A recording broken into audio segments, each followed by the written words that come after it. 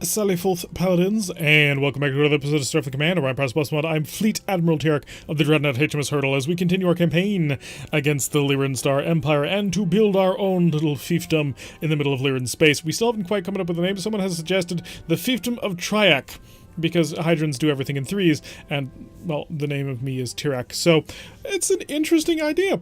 I'm not quite sure we quite want to go with that. It's a little bit, on the nose, but it was pretty creative. I gotta give him credit for that. We are currently still looking. There is an XCB. That is an XCB. We're still looking for a Monarch-class battleship carrier because we desperately want to fly one. They are quite powerful and interesting, and I'm gonna walk away from it. I'm gonna make somebody very, very angry for walking away from an XCB, but I'm sorry, but we're looking for a Monarch-class battleship carrier. We must stay focused on our goals and not just immediately go into the first, awesome XCB that we run into. Although, speaking of, how many Hellbores would that have? Oh, we got a map update. So, perhaps a Monarch battleship carrier? No, it was not a map update. It would be 9 Hellbore cannons. Although I think only 8 of them shoot forward. I think 3 of them shoot backwards. That would be a pretty significant increase in sieging firepower. And only 2 fighters, though. So we would lose out quite significantly on fighters. I'm not going to buy it. We're in a Dreadnought. We're in a Dreadnought for a reason.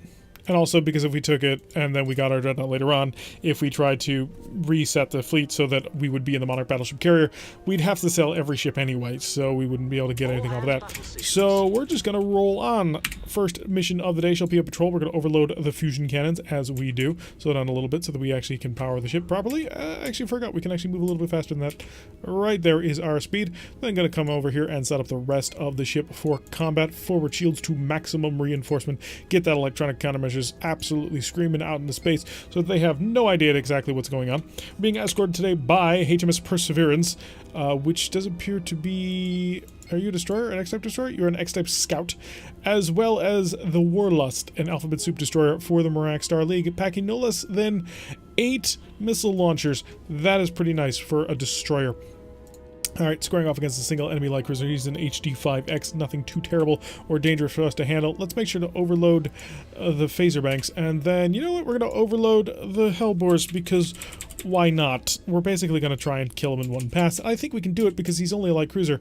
The Alphabet Soup Destroyer. Well, not quite Alphabet Soup, it's only HD-5, so not quite that. Also, the Klingon and Alpha Soup Destroyers have a different design than that. He is just basically a D5, probably with an additional engine on the back. No, he's not. He's just straight up a D5. Okay. We can work with that. We can make things happen there. Strip a little bit more of that shield budget because we don't really need it. Yeah, we're not needed here. This is a perfect fight for a destroyer. Probably would destroy him. But hey, they decided that they wanted the big guns, which I suppose there is no kill like overkill, but... Oh wow, he survived. Really? Let's try that again. He truly did survive. Okay, Hellbore is back to normal mode. Free up a whole ton of power for us. He's somehow alive. I don't quite know how. But I do anticipate these incoming missiles will rectify that if my phasers don't do the job first. So, overkill somewhat. Please don't shoot us with your missiles. That would be very bad if we lost another Dreadnought for no reason at all. That's always a tad irritating to have to deal with. But no, he did not. We shall safely make it back to base. Didn't have to spend any expendables, so we can just continue the aggression. 122 prestige and a tile taken. Starting to push a little bit into Merak territory, don't tell them, but we are stealing from them. It feels so good on occasion to steal from them. And there has been a update. XFF. No. None of this is what we want. Absolutely none of it. We're looking for something that's going to cost around 14,000 sea bills. No, 14,000 prestige, which is not quite there yet. But we're going to put the pressure on the homeworld again. Hi, hello. We've come here to assault your shipyards, apparently. Not super keen on a shipyard assault. There tends to be a lot of wasted time just in the middle as you assault the shipyards, slow down to actually battle the shipyards and have to re-accelerate. But we are squaring off against a Dreadnought, so all systems overload. Let's go rock and roll this sucker. And we're being escorted today by the Vengeance, which is a Merak what? CMX, so a medium cruiser equipped with 6 missile launchers? Yeah, it does appear to be 6 missile launchers. Or are you 4 and... No, you're... Yeah, it is 6. It's 4 and 2. 2 fast racks, 4 standard... well, not standard, but expended racks. Expended? No, extended. Squaring off against the DNL. So a light dreadnought, not exactly the most dangerous of enemies out there, especially considering we are not a heavy dreadnought. We are a medium-ish dreadnought, but we do outton him rather significantly. He is in a lot of trouble. I don't think he's quite realized just how much trouble he's in yet, but he's going to find out. He's going to learn today that you probably do not want to engage the Lyrans unless you brought superiority, and he didn't. Hellbore cannons still charging. Slow down a bit. Let's get ourselves a little bit more defense, because I'd like to have them Hellbores all ready to go by the time we actually engage the enemy. It's really nice to have a whole ton of overcharged Hellbores. They tend to help out a lot.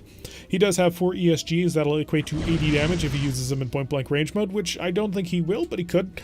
And then he can back that up with a total of 5 disruptors, which is pretty laughable when you consider, well, yeah, 5 disruptors is not all that much. Okay, he's activated his device. Oh wow, he tore off my forward shield just like that. We destroy your defensive system. So, was not quite anticipating it. Oh, smart of you. Very smart of you. Okay, I give you credit. You are smarter than the average bear. Let's turn away from you and hit you with my other cannons and deploy the fighters, because we're about to take pain from the pseudo-frigates. You've come up with a way of making them decently okay at exploiting. Of course, the pseudo-frigates will desperately attempt to scramble to save my life, which I kind of appreciate, but at the same time, you're totally wasting your ammunition on something that does not matter. They are pseudo-frigates, man. They're Lyran pseudo-frigates. Let's be honest with ourselves. They're not actually dangerous. The fact that I'm engaging them here is really just more to make you feel better than me feel better. Okay, a little bit more. Let's get our other side cannon firing. We're just going to do a little bit of self-defense work while my fighters just gut out a Lyran dreadnought. Because they'll do a pretty good job of it. Okay, taking care of all that. You guys feel better now? You'll be aggressive? You'll kill him? If he doesn't activate... Yeah, there it goes. An expanding sphere generator. He's about to die. And he took out most of those missiles, and took out all of those missiles, but luckily my fighters were not in the blast radius, and then they just came in and strafed the crap out of him with their Gatling phasers. It's lovely. Come on home, guys. Let's not be too dangerous about this. Let's lob some Hellbore cannons over at him. Oh, they're overloaded still. Whoops. So they have a maximum range of 8 at the moment. Probably should have paid attention to that. Guys, come home. I don't want to lose you. You're very important to me. To my bank account.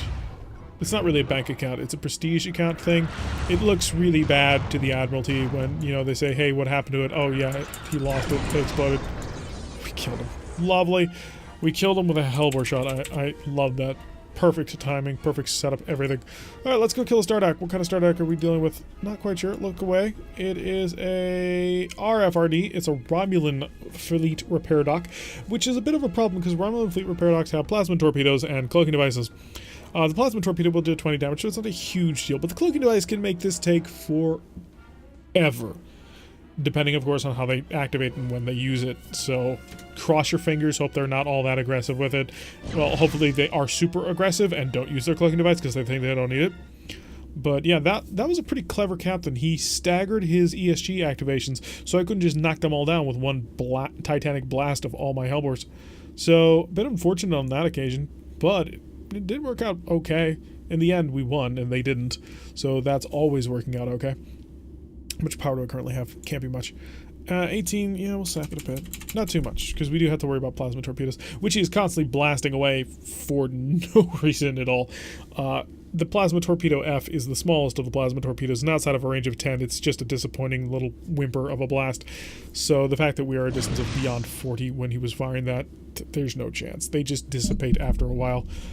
There is a G-type plasma torpedo, which extended that range out a bit, did the same damage, but lost its ability to basically sit on while not costing any power.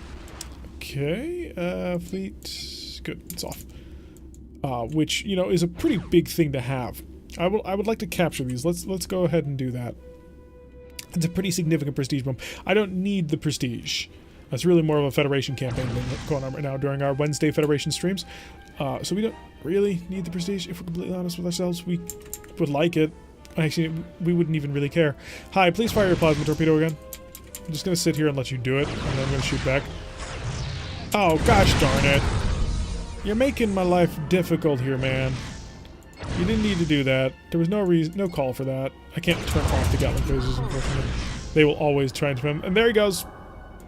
Go the Marines. Oh, he came out. Okay, lovely. Go the Marines. It's not quite gonna work. Whoops. Sorry, Marine teams, that did not get off that thing. At the end of the day, I don't need the prestige. I'm over 20,000 at this point. I could buy almost 2 battleships. So let's just go in and knock these out as fast as we possibly can. Because at the end of the day, we'd like to get past them into a Monarch-class battleship carrier. And one of the ways that we can ensure that we get that is by capturing planets, because that'll increase our economy and make us more likely to get them.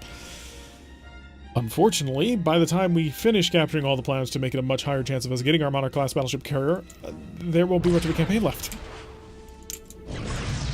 Please don't do that, Gatling phasers. Gosh darn it all. Like, can I please just tell you not to do it? Weapons systems over here. I could shut them off entirely. Okay. Hey, that did a great job. I'll stop. And then off. And off. Lovely. Okay, how much shield power do I have? I've got 3 at the moment, but I've knocked out his defensive system, so what do I care? Wait for the phasers. He's done for. Is the medium cruiser going to actually get his rear in gear, or is he just going to hang out way out there? Am I going to have to do a vengeance campaign against the Marak, just like I did for the Hydrants? That seemed to do wonders on setting the Hydrants up to actually, you know, help out during a campaign. No, maybe not. He's sitting under maximum defensive. Like, he's got all his power to his electronic countermeasure system. I should probably counter you, shouldn't I? Okay. Well, I don't really care to. We're just going to run up on top of you. We're going to run up on top of you, defend ourselves. It's going to be great. You're going to die. There will be no real challenge to what's about to happen, but that's great. That's wonderful.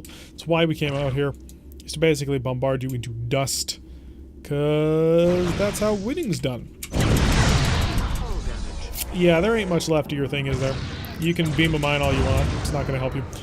Victory is ours. So the entire shipyard complex has been annihilated as we continue to just absolutely and mercilessly pound their homeworld with our massive dreadnoughts, which they were only able to feel the light dreadnoughts, so there's that going against them.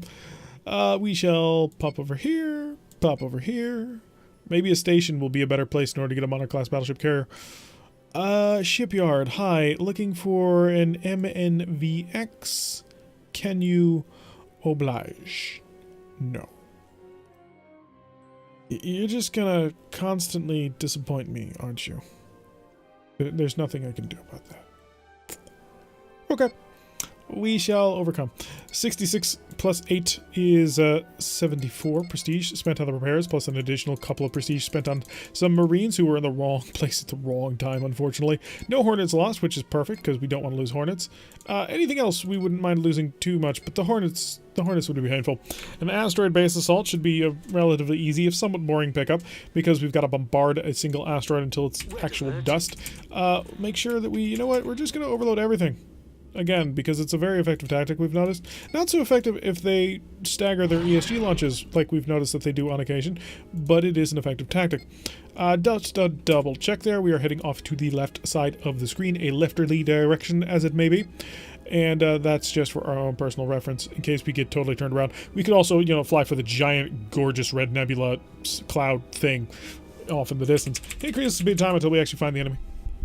They are somewhere out there beneath the starry sky, and there is indeed a single heavy cruiser. He is a pirate heavy cruiser, so I'm not all that worried at the moment. Fire probe, find out exactly what sort of pirate heavy cruiser. Do I actually need to be worried about him? No, because he's a drone heavy cruiser, and at the end of the day, we're a Lyran dreadnought. No, we're not a Lyran dreadnought. God, no, we're a Hydran dreadnought. They both end in AN. I'm going to use that as my defense, probably from now until the end of time. So let us prepare our defenses. We have 11 points of power to the forward shield. That's fine. It's more than enough. You would never need any more than that. That's not true. Don't ever believe that. There's one thing that you never have too much of, and that is shields. Because shields protect you and keep you alive and keep you happy, and air conditioning and all that. I'm sure air conditioning has something to do with Federation shield systems. So he's turning away in order to present his fighters to us, which is irritating because it's a good move. Okay. Shouldn't have done that. Shit. Okay, we killed them. All those fighters are dead. Unfortunately for us, We are no longer in a position to just bombard him off the face of the universe because all of our weapons were spent destroying his fighters, which at the end of the day is actually a decent usage of those weapons. Those weapons are, of course, those fighters are, of course, very dangerous, but it does mean this is going to take a little while. Oh, we got the flower one. It's like an angry daisy. Well, an angry daisy. Just line them up. We'll light them up. Phasers, all kinds of fun things. So he's got missiles, but he ain't using them. Not quite sure why. Although he hasn't passed within Gatling phaser range, so that might be why, because we could shoot down all 4 of those missiles without any trouble at all. His phasers are doing work on our forward shield, which is a bit unfortunate because we'd like to keep those forward shields intact as much as possible. But if you don't do anything soon... Oh, he's decided to hold on to me. That's an interesting strategy you got there, son. Forward shield is down. That's unfortunate. Did we actually take any damage off that one? So he has whittled us down. He did actually damage the ship. You jerk. You jerk of a pirate. You are without a doubt the worst pirate I have ever seen. And no, I've never heard of the Ace of Spades before, so... haven't even heard of you, friend. Let's keep coming around. Oh, how cute. You tried. You did try. I gotta give you credit for trying. Wait for the system to charge up. Please shoot down the last one. Oh, look. He's dead. Well, so much for you. Alas, poor Ace of Spades. I barely knew you. Back towards the random nebula of, I assume, Doom? I mean, that, you would consider that a Doom nebula, right? All kinds of bad stuff clearly happening over there. We will go to Max ECCM because this battle is going to be a straight up just slugfest with a station, as they often are. Select the cannons, the Hellbores specifically. We only got 4 of them, so this will take a little while longer. That is, of course, an argument to go for an XCB. They will siege planets and starbases out a lot faster than apparently even our Dreadnought. Even the Monarch-class battleship carrier has fewer Hellbores than that. In fact, 9 is more than the Monarch-class battleship has, just the straight-up battleship without the additional hangar bays. So, yeah, that's definitely a thought to keep in mind. Our cannons have a range of, I believe, 45, so we got to get a little bit closer before we can actually start shelling him. It is going to take quite some time. We will also deploy the fighters, I think, after a little while to try and make things work out a little bit better. Oh, is it a range of 40? There we go. Fire the cannons. Oh, we managed to hit him once.